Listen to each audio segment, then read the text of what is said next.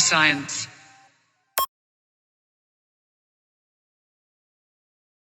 This is Rando Science. Yeah, what's up, guys? Thanks for tuning in to another episode. Number 7. Yes, sir. With Dr. Daniel I thought we Tauritz. said we weren't going to do that anymore. Yeah, but I did it anyway. Okay. So, Dr. Daniel Tauritz from Auburn University.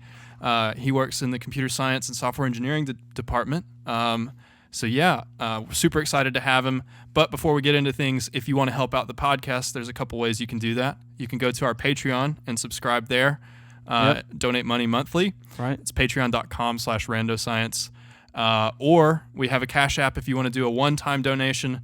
Our Cash App is $randoscience. You can also buy a sticker. You could buy a sticker. We Other do have than stickers, that, and they're awesome. thank you for listening. So let's get into it. Dr. T, nice to have you. Hey, great to be here with you guys. Well, what better on the Friday afternoon and it's raining outside? During a pandemic. Yeah, during a pandemic. I guess That's right. This is pretty ideal, I would say. Yeah. So I want to know a little bit of your background. How did you decide to get into computer science in the first place? Yeah, let's take it all the way back. All the way back. Okay, so when I was in high school, I had a couple of favorite topics, mathematics for sure, but also biology. And I remember my biology teacher one day, I'm not exactly sure which year of high school, but pretty far in, sat me down and said, hey, I really think you should go to college, and, I think biology is something for you. And I was like, okay, well, that's cool. I really like genetics, and you've been playing with the fruit fly experiments, some of these classic biology stuff. So I asked him, so what will I have to do? And so when he got into you're going to be cutting up frogs and stuff, I was like, you know what? I am not sure about that, but I do like, stuff related to it. I didn't know about, evolutionary computation, or probably not even really AI so much at the time, but I did know computers. I had one at home. Wow, that was a long time ago. I think it was an MSX home computer by Sony. That's probably long before your time. Wow. What year was it, if you don't mind me asking? Was it pre Macintosh, like pre 84? Oh yeah. Okay. Well, no, wait a minute. So this would have been mid 80s. So around the same time as, I guess, the early Macintosh. It was also when the Commodore 64 was very popular. Yeah. Wow. Wow. That's so cool. Yeah. So I had a lot of fun with that. My next computer was a Commodore Amiga, actually. And wow, that was... Oh, the Commodore Amiga, way ahead of its time. It was really the top thing. It had a Motorola 68,000 CPU, beat the Intel processor to pulp. It was the first home computer that had dedicated audio and video processors. It was awesome. Wow, that's awesome. So cool. I'm trying to think. That was late 80s for sure by now. And then I got they had what was it? Oh, this is a long time ago, but they had a piece of hardware you could buy that you put in it, and it would basically emulate a Windows computer, or not Windows, I guess. It's just kind of early for Windows, but an IBM compatible, I think it was like a 380, was it a 386, 286? Gosh, I'm not even sure how low a processor. It might have been pretty low. And that gave you a little bit more, so you could use, like business apps. The Commodore Amiga was really aimed at gamers and demo makers. It was the big days of demos. So all the guys who were really into it would write in assembly and show things that, people said couldn't even be done with computers. And they'd go to different countries and show off the cool stuff they made. These were the early days. It was pretty neat. But anyway, I digress. So I was into computers already. I like math. I like biology. I heard about anatomy lab. I threw biology out. For anatomy? Yeah, all this cutting up things was just beyond me. Yeah. And then, I'm not a big fan of that kind of stuff either, so I definitely don't blame you. Yeah. And then what happened was, so I was living at the time in the Netherlands, in Europe. Oh, really? Yeah. I forgot about that.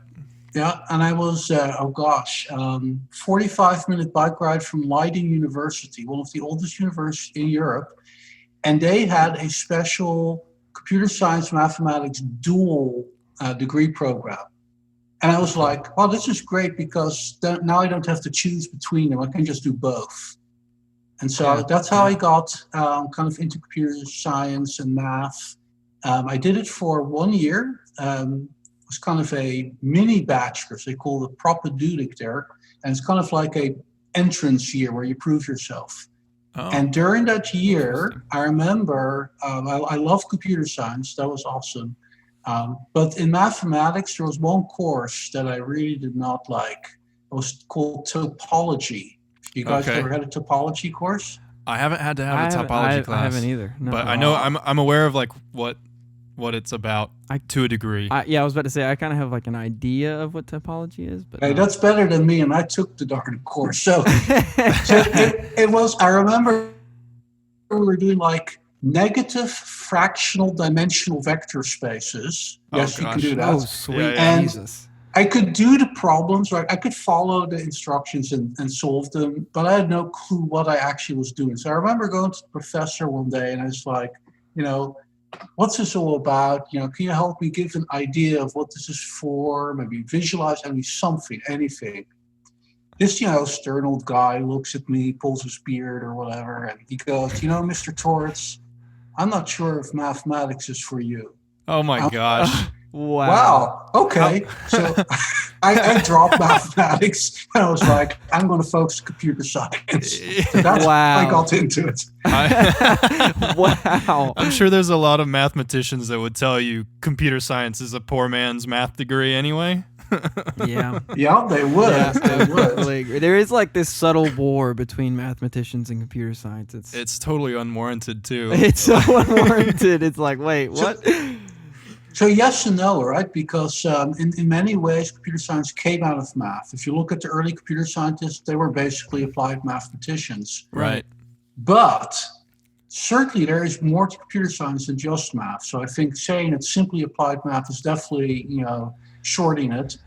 On the other hand, I do understand mathematicians who often go, computer science, I bet you can't even solve this really hard differential equation. You have to use a computer for that. So, I heard a story really recently, actually, about a professor that works in computational neuroscience, and when he's interviewing prospective PhDs, sometimes he will ask them a programming question, and sometimes he'll ask them an ordinary differential equations question, and it's like, just to like prove the point that this is like a cross-functional field. Mm-hmm. And it's like it's so unnecessary, but like that's what he does. And basically everybody that applies prays for the programming question.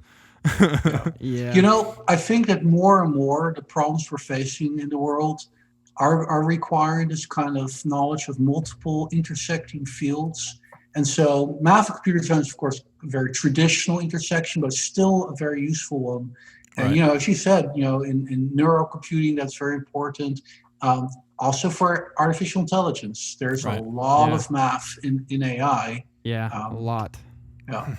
I would say it's pretty noticeable that computer science is kind of moving itself into just about every field. Yeah, like it really is. It's kind of putting its, just kind of sticking its foot in the door at least of every field. Yeah. At this point. That's very true. You get to go to everybody's barbecue. Exactly. That's right. That's right. But I think that's a really good point actually, because for many, I was going to say decades, but maybe it's actually a couple centuries now. Certainly this past century, mathematics has been kind of that basic thing that all science needs. Right. I would say that in the last, 20 years, say, computer science has pretty much come up to almost on par and sometimes even surpassed it, in that more and more, when you look at things like physics, for instance, it used to be a lot of these sciences were all kind of experimental, but more and more they've gone to computational modeling, and that's become actually sometimes the larger part of the field. And so, you're really right. I think you've got it right. Computer science is becoming that foundation that everything relies on, which is great for us computer science because we get to play. We get to go to all the barbecues, but we also get to play with all the cool stuff in everybody's lab because they need us. Yes. Yeah, and I've actually got a pretty good example of that. A good friend of mine just started med school. She's doing her MD PhD in Colorado, and she's having to learn Python. And it's like, and I think she's doing cancer research. So like, and that's just, they're like, yeah, you got to know how to program. Yeah, totally. Yeah, no, same with my brother. My brother's in biosystems engineering, which is very similar to like environmental engineering, and it's like really what you said. Like the entire field is kind of just being taken over by modeling. Yeah. But I think there's two aspects. Modeling is the one, and the other side of the coin is big data, because in the experimental sciences, they're collecting data so fast in such huge quantities that you need data scientists to even be able to do anything with it. Absolutely. And here's where we get to AI, because when you do analyze it, to actually come to actionable, what do I do now that I understand it? That's where AI jumps in and is able to leverage that to come up with, hopefully cool actions to do in the world. Yeah. So I kind of have a spin on that, a question, right? So big data, like you said, is super popular. It makes me think of the COSA, like A to I ratio. Mm-hmm. So me and you were talking about this. So for people who are unfamiliar, it's basically like the artificial to intelligence ratio, where artificial would be the amount that the computer learns, and intelligence would be the amount that the human sort of encodes as a prior knowledge about the actual problem. So I guess my question is, like, do you think that big data has actually truly been beneficial to AI as a field, given that we're basically, giving it all of this information about the problem in a lot of cases? Like in deep learning, for example, we have to give hundreds of thousands of examples of pictures of cats just so that a computer can learn that that's a cat. And even then, you can still trick it. Yeah. Yeah, that's a really interesting question. Let me think for a moment. So, okay, I'm going to answer with yes and no, which is typical of professors, I guess. Right. So I think on one politicians. Yeah. Yeah, although politicians often like to not say either yes nor no. That's okay, yeah. Right. Like, that's very true. Like an XOR function almost. It really is. So to go back to your question, that's a really good question. On one hand, I think the availability of the large amounts of data has allowed machine learning to do amazing things that nobody thought it was going to be able to do before. And so from that point of view, it's a real victory. On the other hand, if you look at human beings, we're able somehow to learn with far fewer examples. We don't need 100,000 examples. I don't know how, it's hard to know for babies how much they need, but if you had somebody who had never met, or never seen a cat, and you say, hey, look, this is my cat. I mean, I don't know how many cats would take, but I don't think it would take more than a handful, and that human being would know exactly what cats are. And so, yes, and so our reliance on big data to make machine learning do so well has kind of overshadowed machine learning's failure to properly learn from small amounts of data. Now, having said that, there are, in the last few years, a lot of researchers that have focused their attention on how we're going to fix this. So it's certainly something we worked on and not ignored, but you're right that it's not solved. Talk about cats. What good timing. That was perfect timing. Your cat was like, are you talking about me? Exactly. That's so funny. That's so cute. Yeah. So actually, you said if you showed like a human a dog, then it wouldn't take very many examples. I think even cooler than that is that you can show a human like a Chihuahua, and then show them a Greyhound, which like looks more like a horse than a dog. Yeah, compared to the Chihuahua. Compared to the Chihuahua, and then somehow we're able to know that those two belong to the same class after only, like you said, very few examples. So like the sort of latent features that people are able to pick up on, it's insane. Yeah. So I guess we've started talking about AI. Let's talk about more like your area of expertise, which is evolutionary computing. So what is evolutionary computing in your own words? Well, so in a nutshell, evolutionary computing is the idea that Mother Nature, if you will, has figured out that in the very, very complex landscape of the real world we live in, where sampling the full space of possible biological organism solutions is absolutely impossible, one way to find interesting things that appear to, do well and survive over the ages is the idea of evolution. Which, and again, I always have to caution people, evolution, like, say, gravity, is just a theory, right? It's what science has found is the best or least complicated explanation of observed data. Just to always remind people, because these things are dynamic. Our understanding of them changes. Certainly, how Darwin thought about evolution is quite a bit different from what we do. I mean, heck, Mendel hadn't even discovered genetics yet when Darwin came up with this stuff. So, we're a long way. But the basic premise that there's somehow some mechanism in which you can encode features that are expressed when you are in a particular environment, and that you can then adapt to that environment by having offspring that inherit your features, but not exactly. So there can be variation.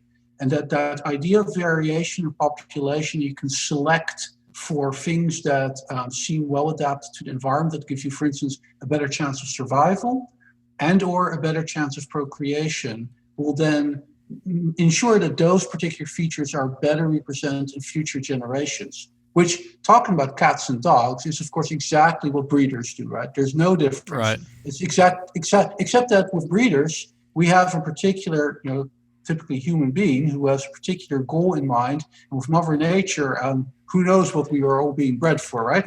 Right. Yeah. But that's basically, yeah. That's how you end up with like glow in the dark fish, Yes, exactly. Right. That stuff's wild. Yeah. Yeah. And so basically, that's the idea of biological evolution, that you can use this idea of variation. So that's a very simple idea, actually, and select on that. And then evolutionary computation simply takes inspiration from that and says, oh, well, that's a really cool idea. So if I don't know how to perfectly solve something with a direct solution using classic math, what if I just formulate as an optimization problem? So I've got a search space. So that's an environment, if you will, in biology. And I'm going to start sampling that. I start with maybe no knowledge at all. I try out some points in this search space. And so imagine that the search space is different dog breeds, I guess.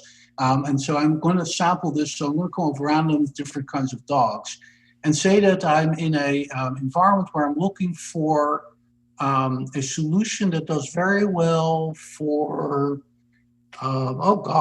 pandemics. And so, Who knows, right? If we're doing that, dogs that somehow are more resistant against this pandemic and won't get it from their owners and also not give it on to other animals or back to human beings would be a preferred thing probably in a pandemic. So you could select for that. So if that is what gives them a better chance of survival and being bred, then those features will become more and more prevalent in the population. And so pandemic-resistant dogs suddenly will become a thing. So that's it in a rough nutshell. But in computer science, right, we can take that same idea and say, I've got some hard, say, science problem or engineering problem, any real-world problem I'm trying to solve. And I'm going to basically map that to a computer program that somehow encodes a solution. And that solution is basically the same DNA blueprint in silicon that you would have in, say, an animal like a dog or any species really. And then I do exactly the same thing. I simply say, okay, I'm going to randomly generate a bunch. Some of them are going to be better than others. Those I'm going to give a higher chance of being copied. And I'm going to do some variation. I'm basically going to do things like mutation on my digital form. So, for the engineers in the audience, I'm going to throw some Gaussian noise over the vector. Very nice. If you're in biology, we're thinking of doing a mutation. So basically a transcription error from DNA to RNA. I'm not sure what you would call this in chemical engineering, but I'm sure there's some equivalent to it. I'm sure there probably is. Yeah. And that's basically it. And then I do the same ideas, right? I get new individuals, the ones that are better adapted, and better adapted means to the function that I have set up to evaluate their quality, which steers it to the solutions that I want. And I just do this over and over and over. And eventually, when it can't find anything better, hopefully I found a good solution to the problem I'm trying to solve. And so in a nutshell, very, very simple, that is evolutionary computation. And it's been a real fun adventure in my career of tackling just all kinds of crazy real-world problems, mapped it to evolutionary computation, using that to come up with solutions that are typically not just better than what human designers have found, but often non-intuitive, really just very, very different. And that's what makes them really cool. Yeah. Yeah, I could definitely say you get some really interesting solutions out of that. Yeah, I've held on to an example from your introductory class that I thought was super cool.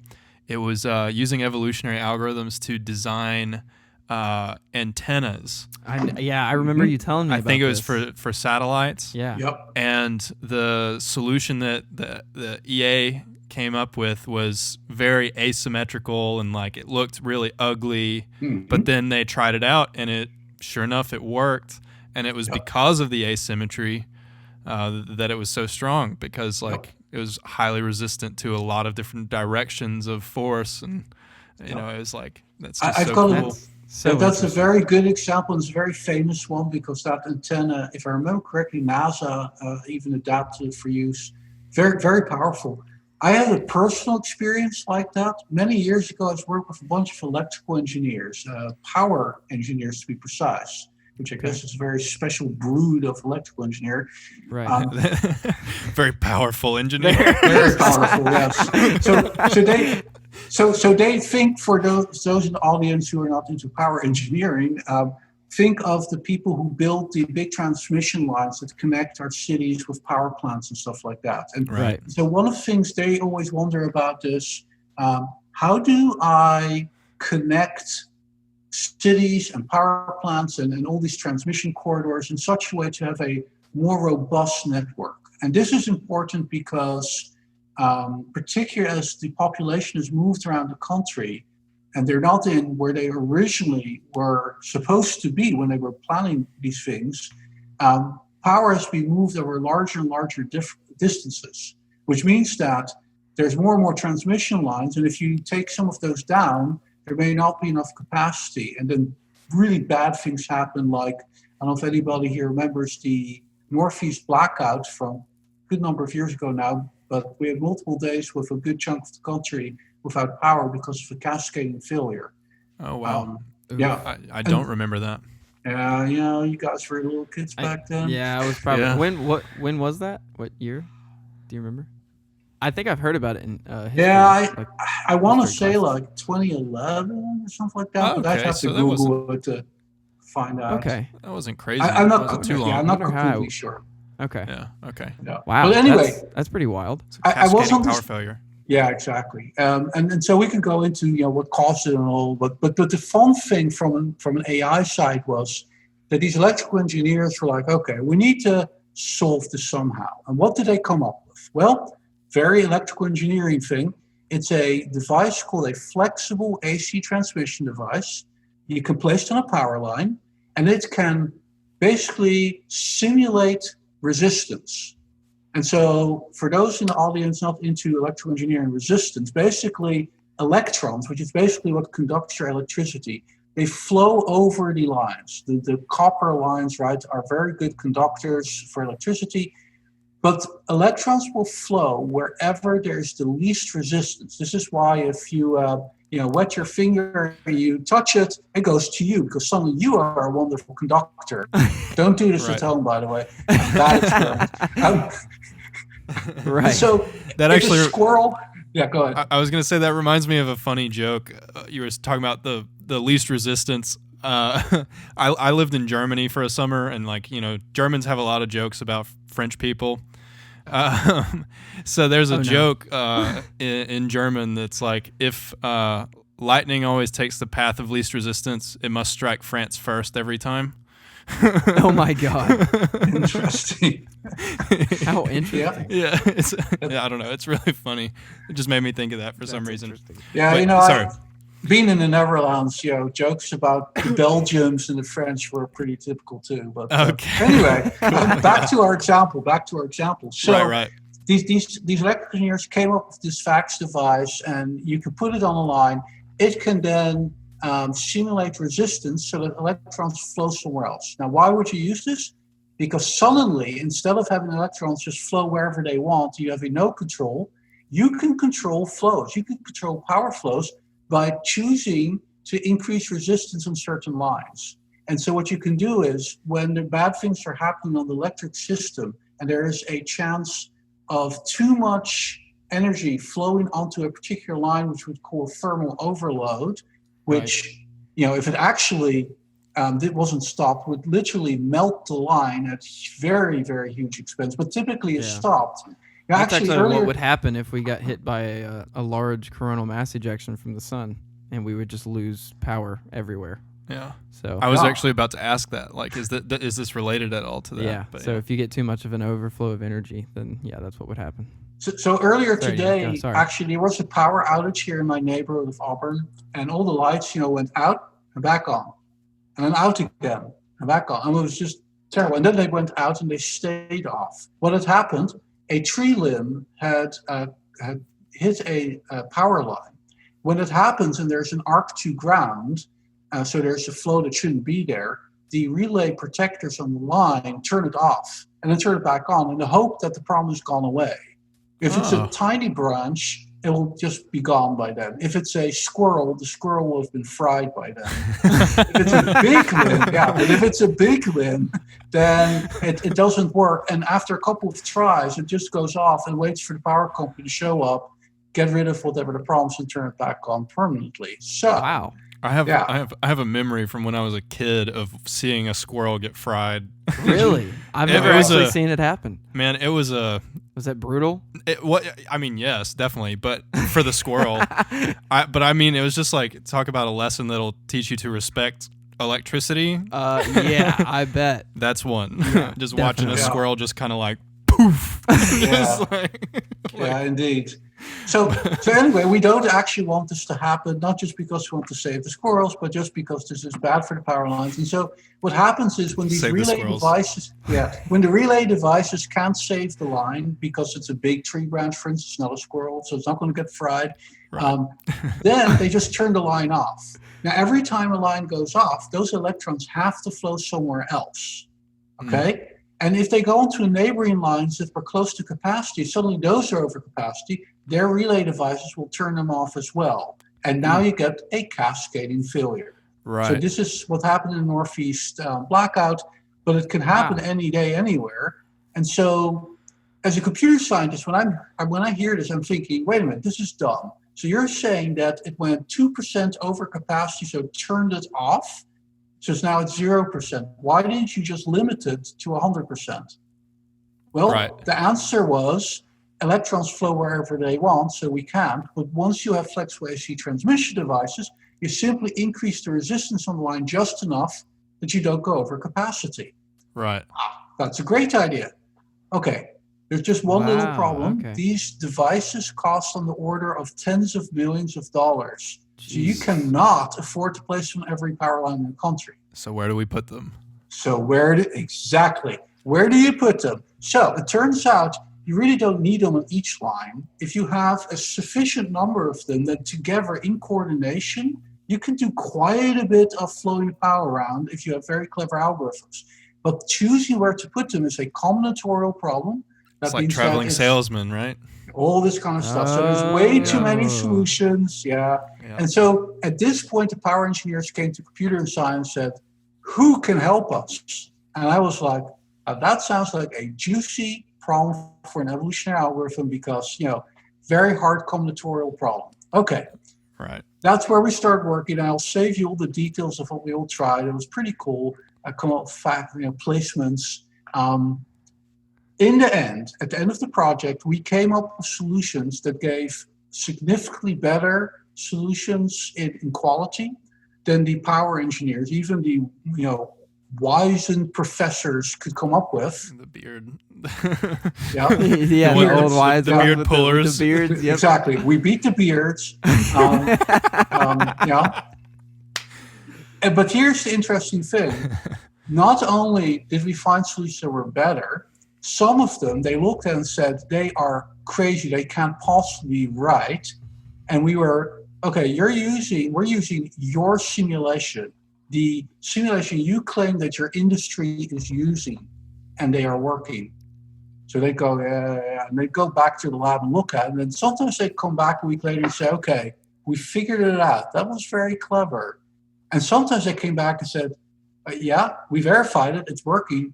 We cannot figure out why. It makes no sense to us because it's not following kind of the usual ways that electrical engineers think about it. The EA had somehow found a completely creative new way of tackling it. Yeah. That's so cool. That's so cool, right? That's so cool because that just makes me and Andrew were talking about it last night, and I was just talking about how a lot of scientists and people in academia are too quick to just kind of trust the old way to do things. Yeah. And I think that's kind of it kind of holds us back a little bit sometimes. Yeah. Definitely. Yeah, For sure. I think you're right there. Now, I have to say, it's not like EAs are magic. First of all, they don't magically solve all problems. They also take, at the moment, still a lot of work of the human designer to kind of set them up right for the problem. And also, when they came up with these solutions that magically worked, it's not like the EA understands why they work, right? They can't tell you. They can simply say, here it is. And so it takes a lot of work to kind of pull out of them kind of the why. It takes a lot of post hoc analysis. Right. But so in my experience, EAs and genetic programming in specific are like far more interpretable than deep learning. Yes. Because like you can, a lot of times, you can basically take your primitives or whatever it is that you're evolving and sort of like decode it into a simplified version of the program or of the function or whatever it is that you're evolving. Whereas with deep learning, you just have this giant matrix of weights that just a mess seems to work. Yeah. No, you're right there. Definitely, when you look at the solution, it's typically much easier to understand at least what the solution is, because even that is hard in deep learning. But what it can't tell you is what the kind of bigger idea is behind why it works. So when it found one of these power solutions and said, oh, look, and everybody went, this makes no sense. We would never teach our students to do it that way. It couldn't say, this is the thing you're missing. This is the big idea that you need to understand. Right, and I think that's kind of the next step in EC to kind of figure out how to do that. At least it's leaving a hint, though, right? Yes. Whereas with deep learning, I think sometimes you just, you're. It's just so convoluted. It's a shot in the dark, there's so many layers and just without using something like EAs to do sort of backwards engineer, like what's the word I'm reverse looking for? Engineer? Like basically you can evolve an EA which will maximize the activation for a particular class for a particular objective, and then you can like reverse engineer why it's being activated. Yeah. But even then, it's like that's so much work. Yeah. So I think that one of the things that will have to happen, and I don't think it's going to happen anytime soon, is to really, really be able to step back and say, this is the big picture. This is, the new theorems we're going to need in electrical engineering to understand this particular phenomenon and how we can do better. Right. That is going to require integration of an enormous amount of knowledge over different fields, but also even just common sense reasoning, which, let's face it, that's one of the things AIs are still pretty weak on. Yeah, they're still working on it. But, so if you take a 6-year-old, they can probably, well, most 6-year-olds can probably better do common sense reasoning than most AIs. I have a great example of that from deep reinforcement learning. So there's a game called Boat Racer. It's just like an old Atari game or something. And it's usually like the track is just like a loop of water, but along the way there are ramps and power-ups and stuff. And so there was an experiment done by a Google brain scientist on Boat Racer. And basically the boat, like the agent learned that if it would, instead of trying to finish the race first, if it would go in circles in this one particular area, it would get more and more power-ups, and the power-ups were giving it reward. Oh my god! So it would end up just going. It's kind of like just like getting dopamine hits from just going really fast in circles. Oh my gosh, that's hilarious. So it's like there's no common sense there. It doesn't know that it's trying to win the race. Right. It just knows it's trying to maximize reward. Right. Whereas like a human, like you kind of jump on this game and you see these other people that are like.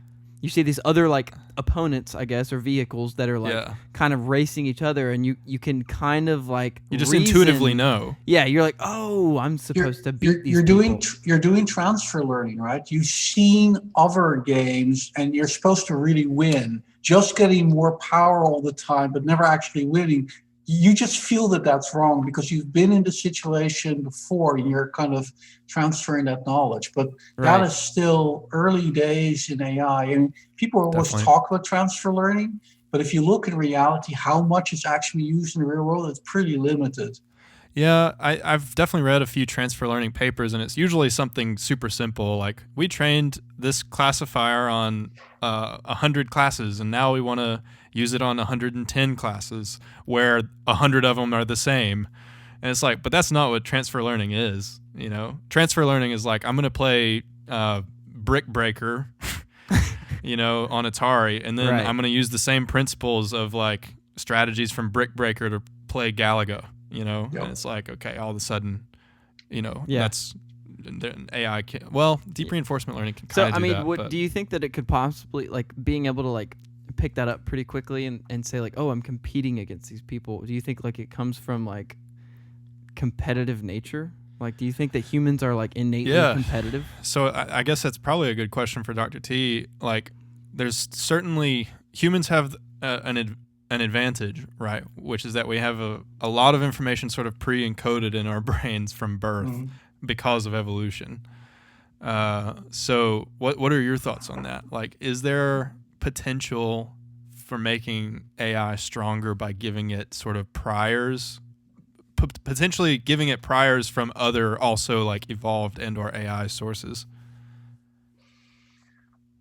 I mean, yes. I think that without huge knowledge bases, AIs will never be able to fully catch up. Because if you think of human beings, there is the encoded knowledge, if you will, but it's almost more encoded biases than really knowledge. Most of the stuff we normally think of as knowledge, we learn after we're born, and we're pretty good at that. I mean, our brain has been evolved to be quick about learning a lot of information from few examples.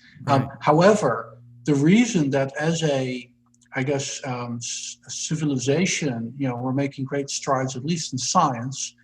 Common sense seems to, I don't know if that's really changed over the ages, but science certainly has moved forward, right? And the reason is not because that's encoded in our brains, it's because of memes, right? We've got a shared memory between human beings, recorded history, recorded science that we can then pass on, so we don't have to keep starting over. I mean, just think about it.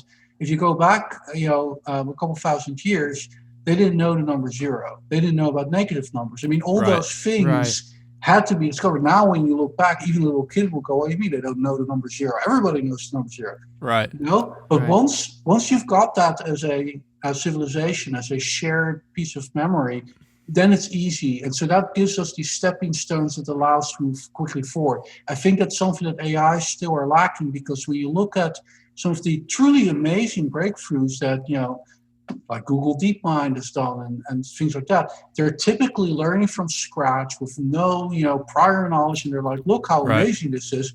But their ability to use actual pre-existing knowledge actually, I think, is still quite lacking. And that's going to be needed in order to really get to this next level where, for instance, an EA could step back and say, oh, look what I did.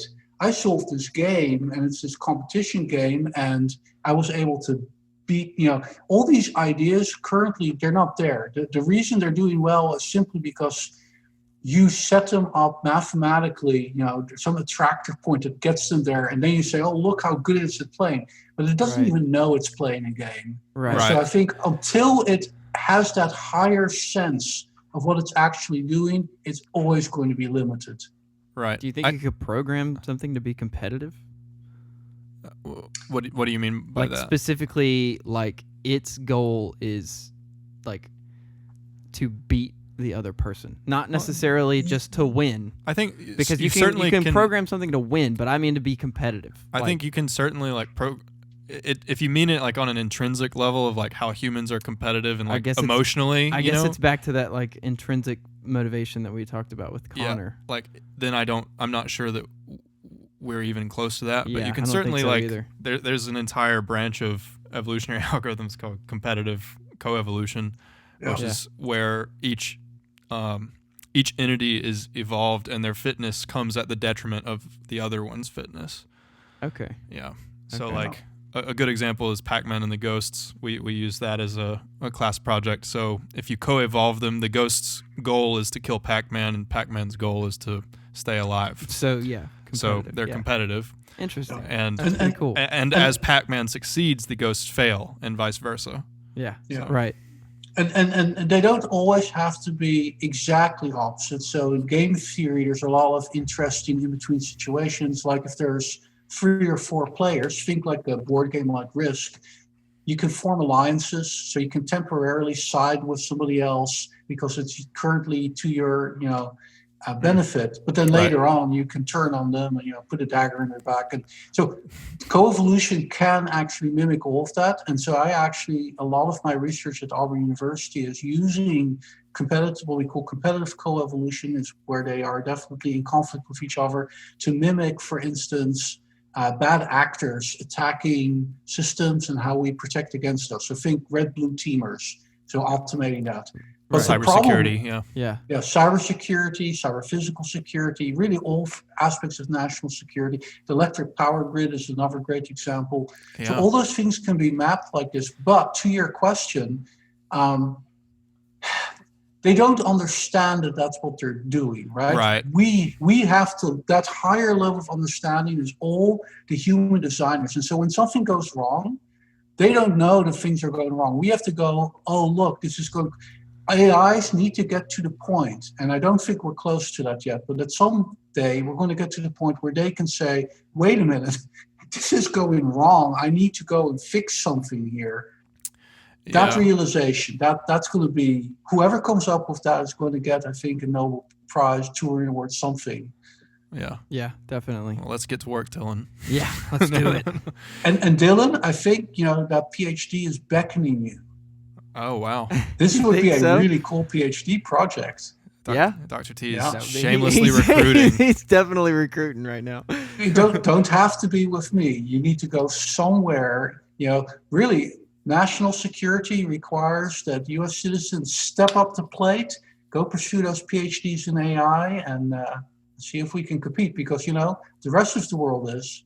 Yeah, some countries are taking this really seriously. China, wow, they really believe in AI. Right. Yeah. And I definitely want to pursue a PhD at some point. I want to get some experience out in the workforce first to kind of find a problem that I'm really passionate about that I want to solve. Okay. Yeah. But my only warning, and the whole audience, if there's anybody who is either just graduated or soon to graduate, I've heard so many students tell me, oh, I'll come back after I get, some work experience. The chance you'll come back is very low because guess what? You're going to get used to a paycheck rather than paying. Right. You're going to get used to a 40-hour work week, or maybe Right. 60, depending on the job, as opposed to being a slave in somebody's research lab working day and night. Right. It's just very tough to come back. But some people do. Yeah. Some people do. Yeah. Yeah. I think I could. It's just finding a company that's willing to pay for it, honestly. There you go. Those are the best. That's the goal. Yeah. It's a good goal to have.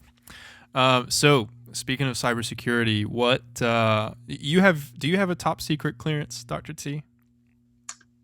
So probably it's better to not talk about, clearance levels Okay. on the air, so to speak. Okay. Right. Cool. Yeah. Okay. Let's not do it then. But the general question of if you want to work in cybersecurity, do you need a clearance? There's certainly a lot of work you can do without a clearance. There's plenty of faculty who do amazing security work without. Right. There's also certain things that, particularly if you want to try out your things like AIs for security on real world systems, then obviously you're going to need clearances because right now you're getting on operational systems that could impact the entire nation. Right. Yeah. So the question I was going to ask, as somebody who definitely is doing research on actual national security problems, what is your opinion on like the state of the world in terms of cybersecurity? What problems do you see? What do you think that people are responding appropriately? Do you think that people are prepared for how things are going to change, etc.? That one question is so big, I don't even know where to start. You can take a smaller chunk of it if you're particularly passionate about one area. Yeah. So I don't know how well, I guess, our citizens in the U.S. realize how vulnerable we are. Maybe because, even here at Auburn University, we've had, 2 or 3 Zoom outages in the last 2 weeks. Right. And up till, the pandemic, that has been an inconvenience, but, probably nobody would have been too concerned about it. Now that, our teaching grinds to a halt. And so when education for the entire country, or even multiple countries, Zoom is used worldwide, are now suddenly reliant on a digital service. To me, as a security person, that's very scary.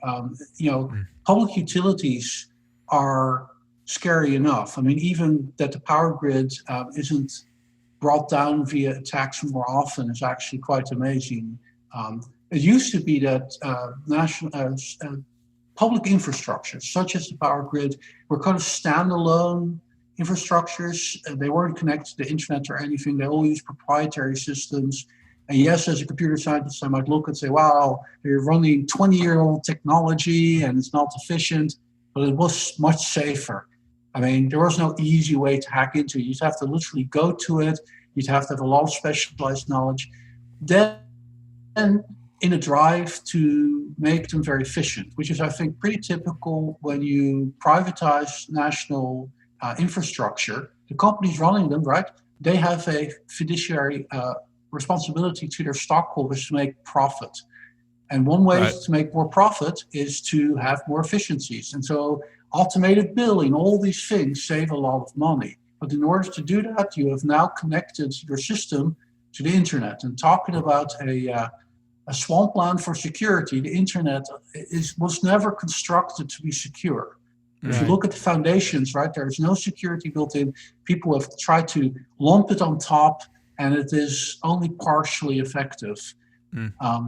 And so that, I think, is one of the biggest scares right now, that the government's investing a lot of money in trying to do good security, but there are so many fundamental weak parts. And, we are the biggest weak part. We've got hundreds of millions of people just in the US alone who are running their computers.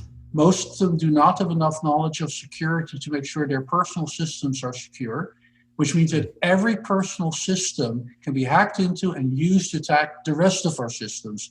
And so it's just, it's going to go wrong. Right. Absolutely. Yeah. Do you think And- it's and- possible to kind of rebuild the infrastructure of the internet, or do you think that that's just like a Are you ridiculously talking- Is that a outlandish project? technical question or an economic question? Because the answer is yes for the first, not so sure about the second. I guess both. Like So- I guess technically, yeah, it is. It is I think possible. I think that security experts have come up with way better ways of building. We understand stuff way better now. You burn yourself enough and you learn, right? Right. Talk about learning, but I think to change that, to give up on compatibility, that's the problem right now. To make things more secure, companies are always told, well, you can do that as long as it's still compatible with everything, right? And that just makes it almost impossible. You'd have to basically start over to really get to good security. And so, Yeah. you I know, mean, do you think there's any way that like you could kind of slowly start to implement that, and just kind of have like you kind of have to segregate it away from the So- regular internet, right? And then slowly transfer people over to it. I see problems with that though, because like by slowly integrating it, right, then you leave ample opportunity for fast opponents to like really get in and strike, right? Because it's like basically So- you're playing catch up, and you're suggesting that we take a slow, mindset. So I would say, I mean, there are certainly some things that are being done that improve things. Even going from IP4 to IP6, for instance, has certain security improvements in it. Right. Windows 10, actually, believe it or not, Microsoft has improved security over the years quite a bit. But the problem is that whenever, I know, but when you have systems interacting, and I'm not an expert on this, but my understanding is, at least at some point, that whenever they interact with older versions, a lot of security stuff has to be turned off to still work. And so only when all the Windows systems in a domain are like Windows 10 can you have the full security turned on. This is just an example, like many out there, of why it's really hard to slowly move towards security. You need like a total turnover to really make progress, and that is economically really tough. Now, can it be done? I think this pandemic is showing that when something bad enough happens, we can do whatever it takes. So it certainly is possible, but I think it's going to take something like, I hate to use this term, but a cyber pandemic, it just came up with me. You need something really bad to happen to the point where the government can say, okay, we've got to do something, and people actually put up with the pain that that's going to inflict. Right. Do you guys remember the Y2k bug? I remember the idea behind it. Yeah, everybody was terrified that things were just going to shut down because talking about when they thought that like it was going to switch over to 2000 or something, and everything was going to be all zeros. They thought the clocks were going to completely like reset and just break everything. Yeah. And so they didn't. Why? Because people went out and spent a lot of time fixing it, and they fixed almost everything. But what happened after? The time came and went, and a few bad things, but nothing major happened. A lot of people suddenly said, "Oh, it was overblown." The technocrats, just wanted a lot of money spent to fix a problem that really didn't exist. And I'm like, "Are you kidding? We spent the money when we fixed it." And so, because nothing bad happened, you now say there wasn't a problem to start with. That is for us not smart. This is very cynical thinking. And so I'm thinking that what's going to happen is something else is going to happen so bad that people say, okay, do whatever it takes. And until just then, fix it. Right. Yeah. So I could see that. Follow-up question. Do you think that having an AI attacker rather than a human attacker might be that thing? Like if an AI attacker was smart enough to really cause significant damage to some government system that's like widespread, it affects a large population. Do you think that would be enough? Like the fear of, autonomous AI, do you think that would be enough? I don't know if the fear alone would be enough, and so if it brought down government computers, I doubt that the regular civilian population would be sufficiently scared. But tell you what, if Amazon stopped working because of this for a long stretch of time, I'll bet you that people will be ready for whatever it takes. Yeah, Right. I could see that. Yeah, that's that next day shipping. That's what it would take, honestly. I think if you wanted to actually make a big difference, you would have to get the big companies to kind of go in on this together, right? Like Amazon, Facebook, Google, Apple. Yes. If they all came together and they were like, hey, this is a problem. We need to fix this. Because, those companies that I just named have enough of a following alone to where people would be like, okay, yeah, if the company that I'm so loyal to is saying that this needs to change, then maybe. I think, maybe. I think the combination of something bad happening to the companies that makes consumers really, really unhappy, coupled with the companies admitting that they can't fix it and they need some major national thing to happen, and otherwise they don't think they can run their business anymore. That combination, that probably would do it. that would do it. Yeah. I would love to agree, but I feel like we kind of already went through something like that with Cambridge Analytica and Facebook. See, you're. I think you're right in a way, but two things. The reason that was allowed to happen was because, let's face it, some core companies, policies, they put profit before the interests of their customers, and now they say afterwards they were very sorry. Well, I'm sure they were, because they were found out. They got caught, yeah. So I'm actually not familiar with what you're referring to. So there was basically a company that was collecting a lot of data about a lot of Facebook users called Cambridge Analytica, and Facebook was aware of it for quite a while before any sort of action was taken. And then there was a huge data leak because of that, which affected a large population of Facebook users. Yeah, and Facebook had to go to the Supreme Court for it, and it was a big ordeal. Yeah. I remember this. I didn't remember Cambridge Analytica. Yeah. And Facebook in the end publicly apologized, and and who knows? It could be because they really were sorry. It could be because it was costing a lot of money. Who knows? We can only guess at their true motives. Yeah, I feel like that's kind of different because they were kind of letting that happen under their nose. They knew it was happening, but if they came out and they were like, "Holy crap!" I try to give them the benefit of the doubt because I'm also cybersecurity is not my area of expertise. Yeah, I don't know enough about it to really have an opinion. So I think you're right. It is a bit different. The big question is when something like that happens, where the company had done everything to stop it, and it still happened. Right. That would be even scarier. That's when it's a problem. That's what I think I was trying to tap into a little bit, because I feel like if a machine did it instead of a human, I think that there would be this sort of visceral response of we don't even have anyone to blame. Yeah. Right. Not truly. We don't have a face that we can associate with having done these things. Yeah. Maybe you could argue the creator of whatever that program is, but I think that might be enough.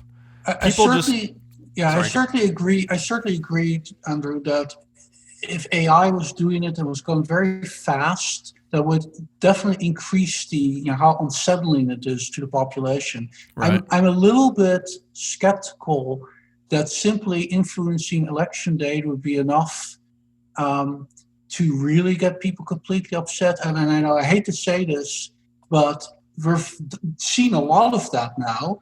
And I think that people these days, most people seem to be so strong in their beliefs that no matter what is said, they're not going to change. I still think that the shopping thing, in a way, is a better example because A, it would affect everybody, and B, it is physical. There's nothing about no one can scream fake news or it didn't happen. If you don't get your package anymore, if you can't place your order, everybody will know. They're gonna lose their mind. Exactly.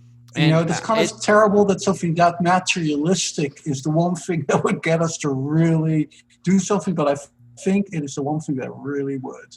Yeah. And I think Andrew's got a really good point about AI, because I already know that just from having discussions with old roommates and friends about like autonomous cars. People have such just like a huge distrust in computers. Right. I think that they're distinctly uncomfortable with like, okay, if a self-driving vehicle gets in an accident, who do we blame? Yep. And I always go to like, why do you have to blame somebody? Like, right. Well, if it's too autonomous if somebody dies, I think, it's kind of obvious like why you need someone to blame, but yeah, so this is interesting that you bring this up. First of all, I've got this memory of when I first got a vehicle that had a electronic, rear view mirror. So when you're backing up, you're not looking backwards through the window, but you're actually looking at this thing and trusting it. And I remember just the first day I drove in it, I didn't want to trust it. It felt just wrong. Somehow but wrong. after a week, you're so used to it, you don't even remember before. So that first time, humans get used to these things quickly, but they do have these kind of inflection points where they're like, wait a minute, do I trust this machine? But then once you see it working a lot of times, you're like, okay, I guess I do. Well, like imagine, in the future, you won't even need side view mirrors. But you won't even need windows. You won't even really need a windshield. Yeah. I mean, yes. Because there's no. It's also if it's that sufficient, there's no need for you to see the road. One day. We're not there yet. So no.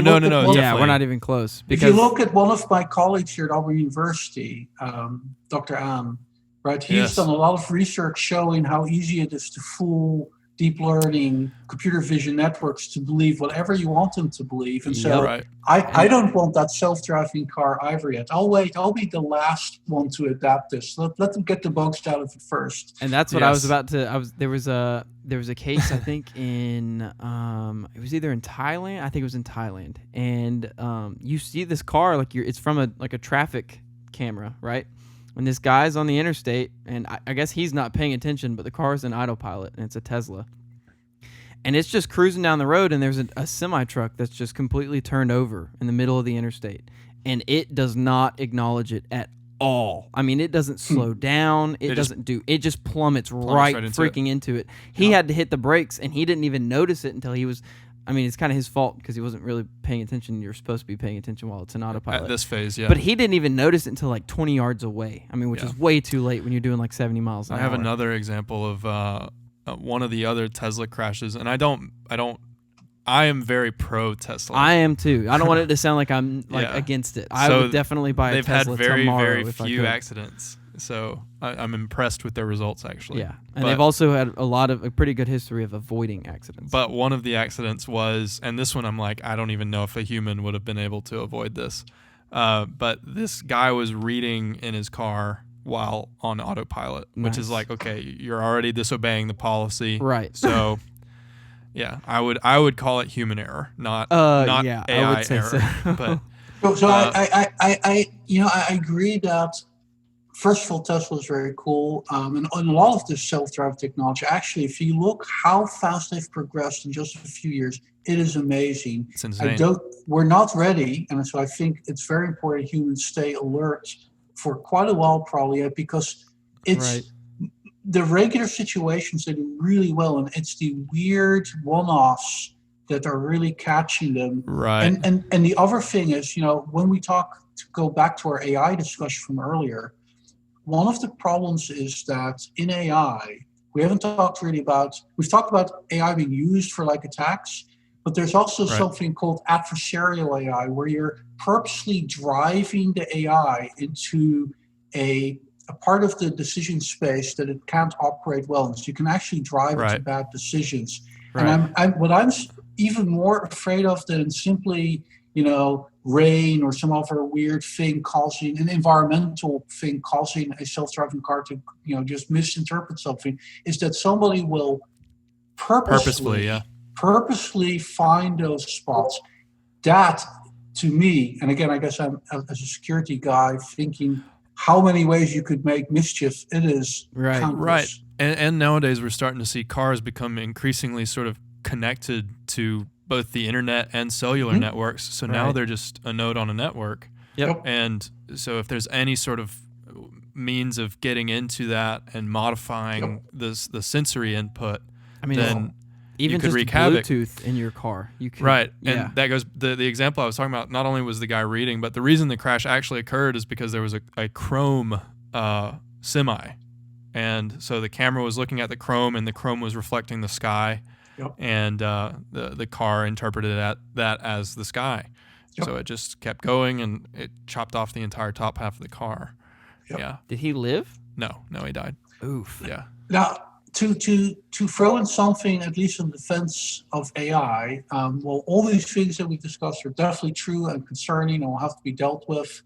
I will say that I think that the standard people are setting for these self-driving cars and in general autonomous AI are significantly higher than for human beings. So Yes. you can also mess up They really human are. beings pretty easily and make them do bad things. But if that happens, you say, well, it's just typical. When AI does something, even though maybe it has a much better safety record than human, people are going to go, oh my God, the AI Yep. killed us, right? We're Right. super quick to scrutinize Yeah, artificial I think intelligence. Elon Musk went on record by saying he expects the policy to lag behind, but like specifically he expects autonomous vehicles will have to be 10 times safer than Probably. humans before regulation starts to allow them. Right. I agree. I think that's correct. So yeah, like if for every 10 collisions that you're having with humans, if you're only having one collision with AI, or specifically one fatality to every 10 fatalities, then that would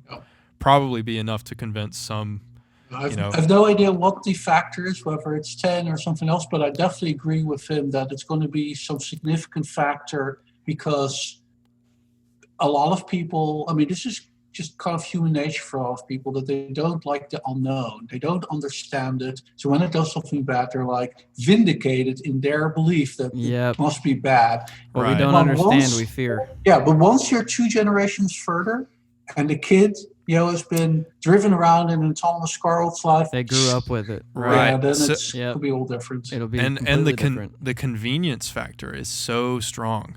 Yep. Because Oh yeah. I Huge. remember growing up, like my parents, just like anybody's parents, they tell you don't get in cars with strangers, don't talk to strangers, whatever. And now, because of convenience, people literally summon strangers We pay with for their it. phone We and pay for pay it. them to take them places. Yep. And it's like that's how quickly Houses too. That's how quickly things can change because of convenience. Don't get in someone's car, but like bigger than that, like don't go to a Right. stranger's house. Yeah. And now it's like I will pay you to let me stay in your house, and I have no idea who Yeah. you are. You could have video cameras set up, and I wouldn't know about it. I have no idea. Yeah. Yeah. And yeah, convenience is a huge factor. crazy. I'll pay extra for convenience. Yeah. I do it all the time. Yeah. Well, Yep. Dr. T, I want to respect your time if you need to go.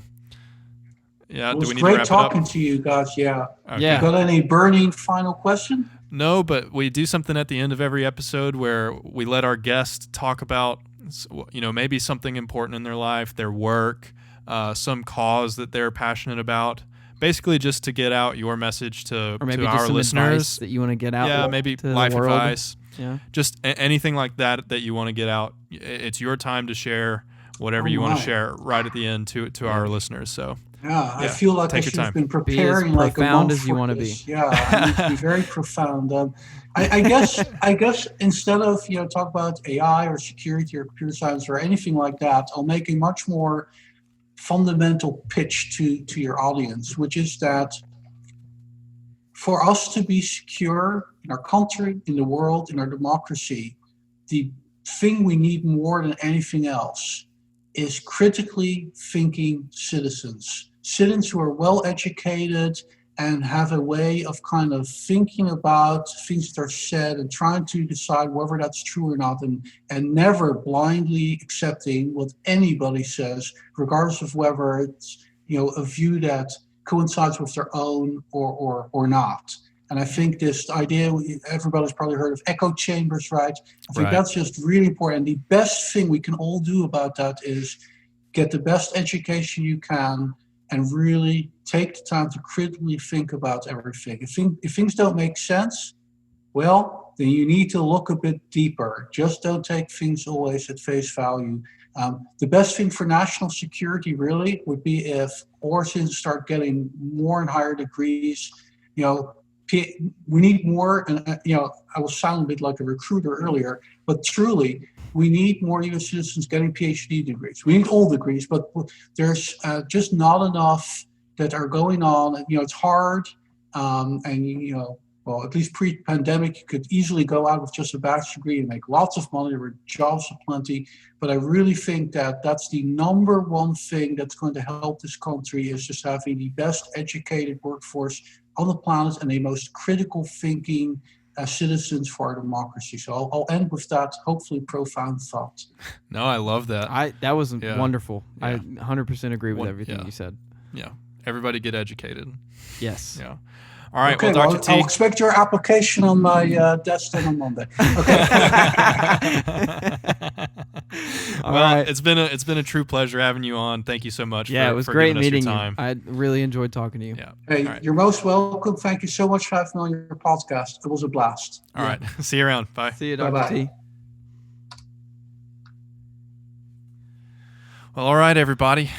That wraps it up. All right, everybody. Thanks for joining. Yeah, what a great episode about AI and driverless cars. I and really enjoyed security. It was so fun. Dr. T is a cool guy. He is a cool guy. Super cool guy. Definitely worth getting to know. Yeah. If you're thinking about doing a PhD, you should consider doing it with him. He does great work at Auburn University on cybersecurity and artificial intelligence. I got to mention, I think this is the only episode that we have not used any profanity. And it was completely on accident. I think so too. Yeah. I didn't do it on purpose. Yeah. It was just kind of the way the conversation was going. Yeah. I almost want to, but I'm not going to. I'm not going to do it. I'll leave it clean for let's leave anybody it that likes it to clean. be clean. We can actually mark this one clean on. What? Yeah, it's crazy. Well, if you're still listening, thank you so much for listening. We love your support. And we love you. Follow You're us. beautiful. Yeah. Follow us on Instagram. Subscribe to us on Apple or Spotify. Also consider donating maybe. Yeah. Patreon.com/randoscience. Or send us a hat for R2. Yeah, send us a hat for R2. You can send it to my house. I don't care. Okay, we'll send that I'll out. put up the We'll put my up the address. If you want to donate, one-time donation, it's $randoscience on Cash App. But other than that, thank you so much. We love your feedback. This is Rando Science. Rando Science. Signing off.